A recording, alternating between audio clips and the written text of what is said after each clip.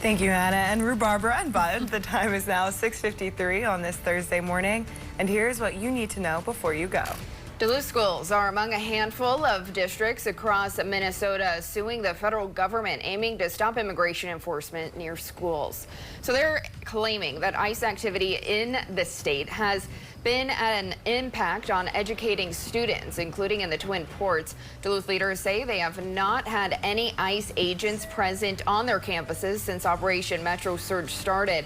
But in their lawsuit, they claim ICE activity is still impacting their district. They say the Duluth School Safety Team has spent about 30% of their time planning for immigration enforcement, costing the district around $573,000 per month compared to conducting normal business. They also say Duluth schools have seen more absences among students from immigrant communities recently. Downtown Duluth and businesses met for a celebratory dinner at the Deck last night. The Downtown Duluth Board and businesses gathered in the Harborside Ballroom at the Deck to celebrate the city of Duluth and what to look forward to in 2026.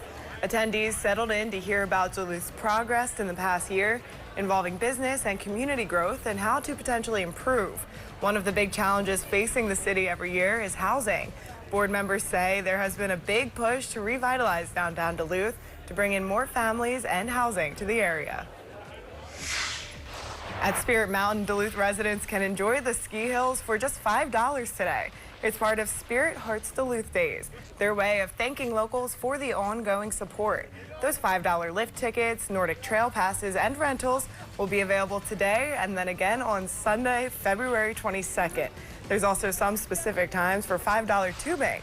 We have more details on our website. The discount is only open to Duluth residents, and you'll need to have an ID when picking up your ticket.